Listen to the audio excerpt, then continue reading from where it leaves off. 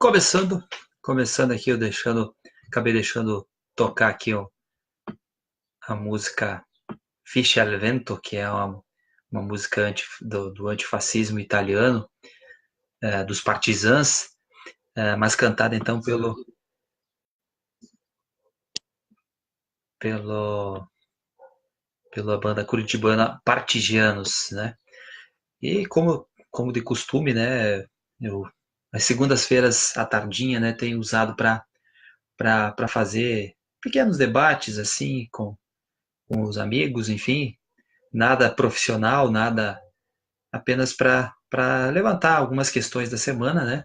Então, nós estamos hoje no dia 7 de janeiro, hoje eu retornei ao trabalho, né? Muita gente que hoje retornou ao trabalho, né? Depois do recesso de fim de ano, das férias, enfim.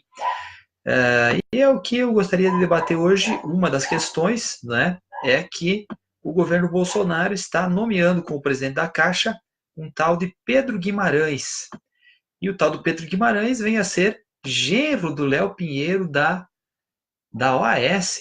Isso mesmo, minha gente. O sujeito que delatou o Lula, o genro dele tem um cargo, a presidência da Caixa.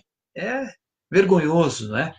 E como primeiras medidas já fala em privatizar setores da Caixa, né, de loterias, enfim, de cartões, né, os setores lucrativos, inclusive da Caixa, né, e vai punir setores da classe média, apontando então que os juros serão juros de mercado na Caixa Econômica, né? E ainda mandou um outro recado, né? Que quem estiver insatisfeito que procure outro banco.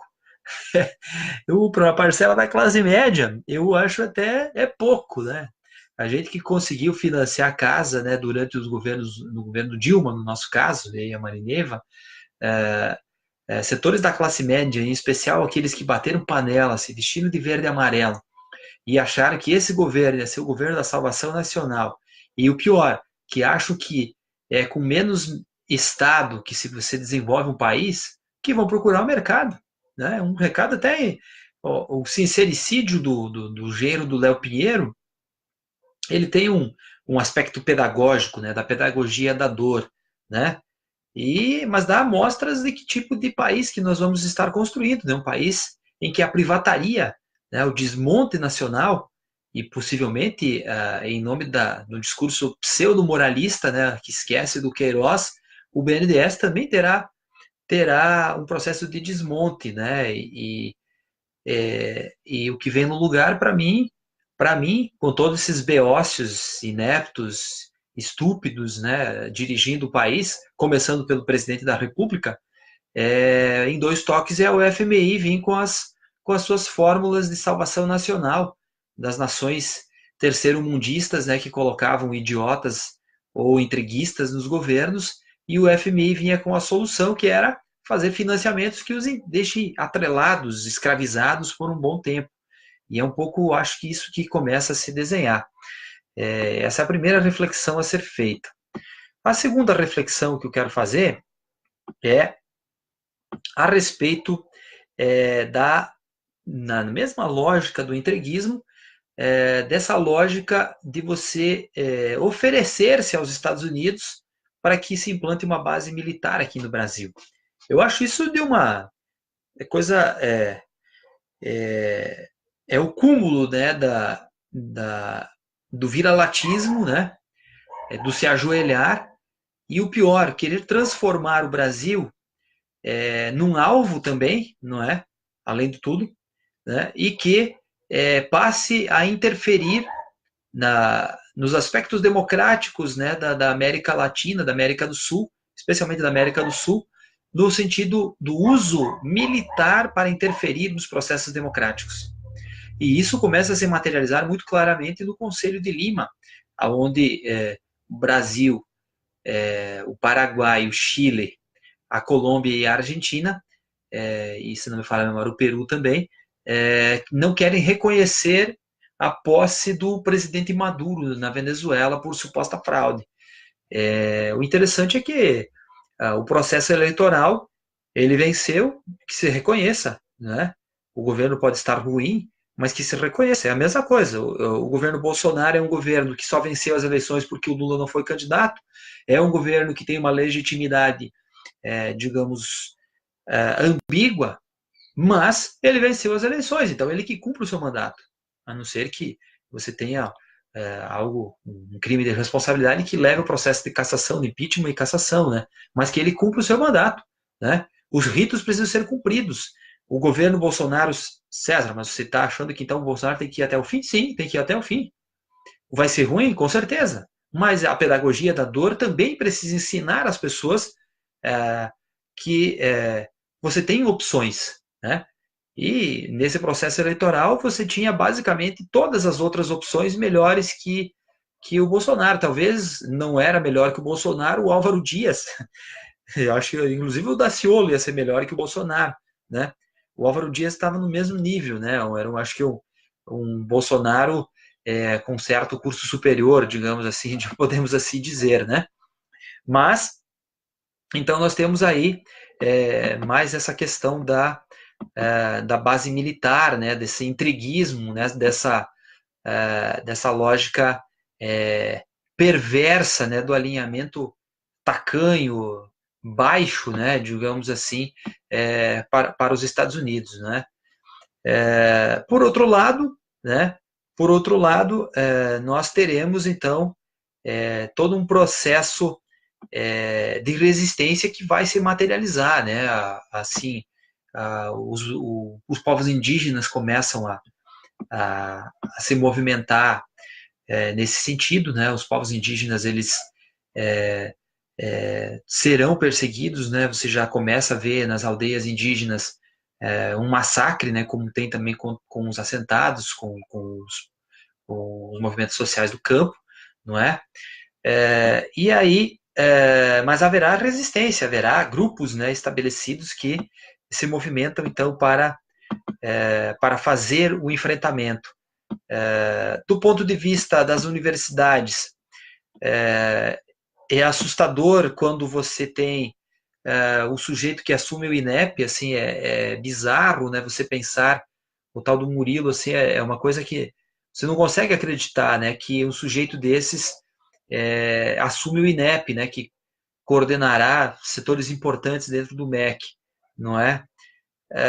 Outra coisa que é o seguinte, né? Você hoje verbaliza através do Twitter a, a voz do idiota, no caso, né?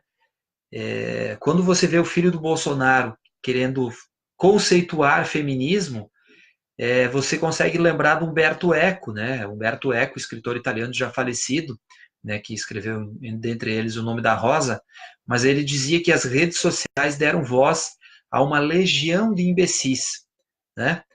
E eu, quando vejo, principalmente o Eduardo Bolsonaro, né? O filho que se elegeu senador, eu lembro do Humberto Eco, né? Eu acho que ele materializa muito bem, né? O sujeito que usa das redes sociais, constrói inclusive seguidores, né? Pessoas que acham que ele está conceituando algo importante, quando na verdade é um monte de sandices, não é?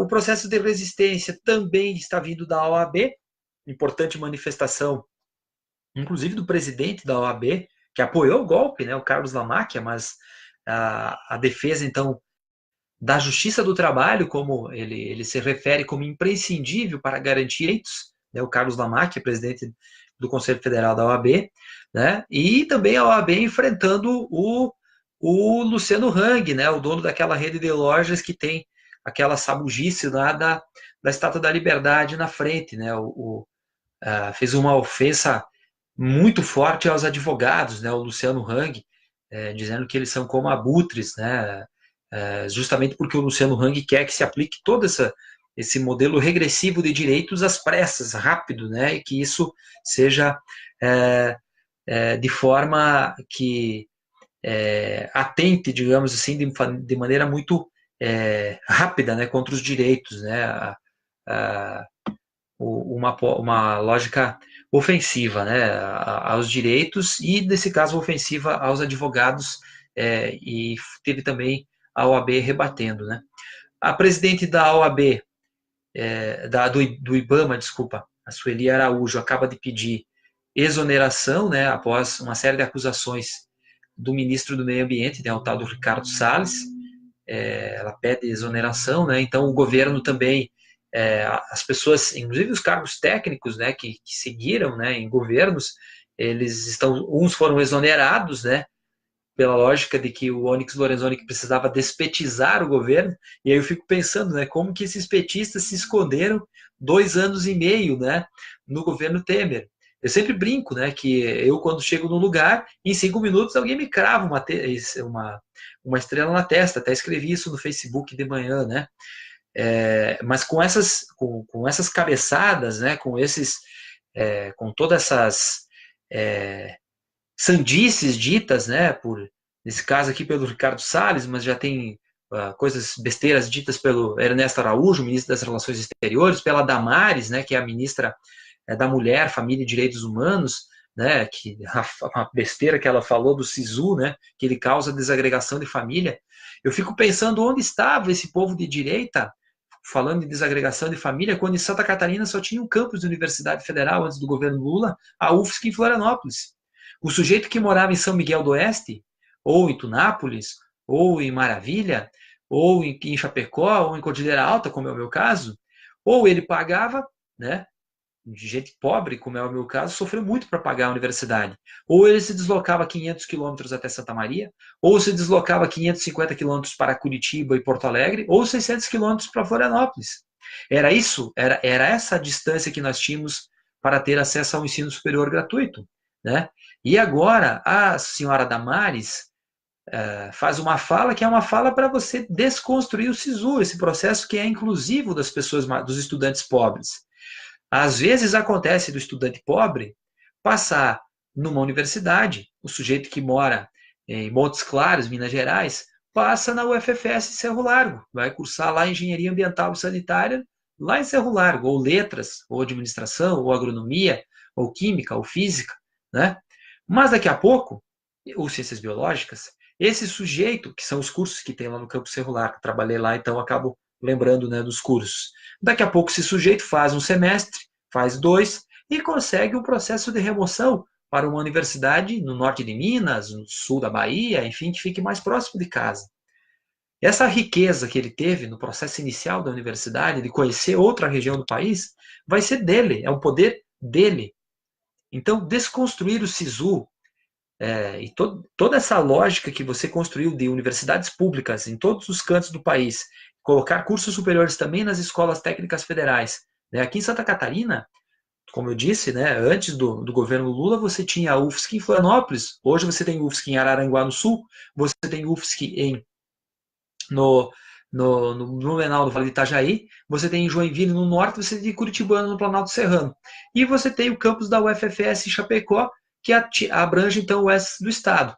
Mas você constrói acesso ao ensino superior nos IFES também, como é o caso do IFSC de São Miguel, do IFSC de São Carlos, de Xanxerê, do IFC ali de Concórdia, enfim, os vários institutos técnicos federais, as escolas técnicas federais instaladas, né? Você permite a possibilidade de que o estudante, se ele quiser e conseguir passar, ele vai estudar muito próximo de casa, né? Não há parâmetro, né, quando você olhar para 2003 e olhar para 2014, 2015, né, os governos Lula e Dilma, a quantidade de processo de expansão do acesso ao ensino superior. Então, a ministra Damares, ou ela é extremamente desinformada, ou ela é extremamente mau caráter. Porque quando ela faz esse tipo de fala, por detrás, essa cortina de fumaça, ela tem o objetivo de atacar o SISU e você extinguir o SISU para você voltar ao modelo de acesso ao ensino superior da decoreba dos cursinhos pré-vestibular. Pelo menos é essa a compreensão que eu tenho, né, dessas cabeçadas iniciais. Então, tem ali com o IBAMA, o Haddad acaba rebatendo, então, a Damares, né, o melhor ministro da educação da história do Brasil, isso não há nenhuma dúvida, né? Ele herda, digamos, o trabalho começado ali pelo Tarso Genro, especialmente, né? A gente não, Cristóvão foi ministro, mas as coisas não andavam, né, no ensino superior, isso é fato, né? Foi demitido pelo Lula, o Tarso implanta as diretrizes para o Reúne o Haddad é quem constrói, digamos, aí depois vem Mercadante, vem o Cid Gomes, enfim, teve outros que acabam sendo foram mais breves, né? O Cid Gomes também foi um pouco mais breve. Eu estou esquecendo do rapaz lá, o filósofo lá, desculpa agora o nome, me fugiu o nome agora do, do filósofo lá da USP, que foi ministro da Educação também, né, por um determinado período. Pois bem, mas nós vamos ter bastante enfrentamento. Isso não tem nenhuma dúvida disso, né? As pessoas que acham que o pacote de maldades vai passar ao bel prazer e sem resistência estão muito enganados, né? E nós teremos enormes dificuldades para o povo, não tenho nenhuma dúvida disso, mas também terá respostas, né? Vai ter resistência nesse sentido. Vou fazer um pouquinho mais curtinha hoje, né? Só para sugerir uma leitura, né? Para mim, acho que essa leitura não é exatamente direcionada, né? Mas aqui do Eduardo Galeano, escritor uruguaio já falecido, De Pernas para o Ar, A Escola do Mundo ao Avesso, uma coletânea de crônicas, né? Que o Galeano escreve, faz algumas reflexões conceituais assim que talvez seja uma boa pedida para o momento, né? Aqui tem num segmento aqui que ele usa a questão da linguagem, né? Do ponto de vista aqui ó, na página 39, né? Ele está dizendo aqui, ó. Em 1995, a imprensa argentina revelou que alguns diretores do Banco da Nação tinham recebido 37 milhões de dólares da empresa norte-americana IBM em troca de uma contratação de serviços cotados 120 milhões de dólares acima do preço informal. 3 anos depois, esses diretores do banco estatal reconheceram terem embolsado e depositado na Suíça tais vinténs, mas tiveram o bom gosto de evitar a palavra suborno ou a grosseira expressão popular coima. Um deles usou a palavra gratificação, outro disse que era uma gentileza, e o mais delicado explicou que se tratava de um reconhecimento da alegria da IBM. Eu usei isso porque é o seguinte, né? O Moro, como ministro da Justiça, tem a tarefa, na minha concepção, de legalizar a corrupção. E, para mim, a direita e a extrema-direita que assume o poder legalizarão a corrupção através dos processos de desmonte do Estado Nacional, da privatização e da terceirização restrita. É essa resistência que precisamos fazer. A discussão hoje é um pouco mais breve, né? Um abraço a todos e um bom descanso, uma boa semana a todos. Um abraço.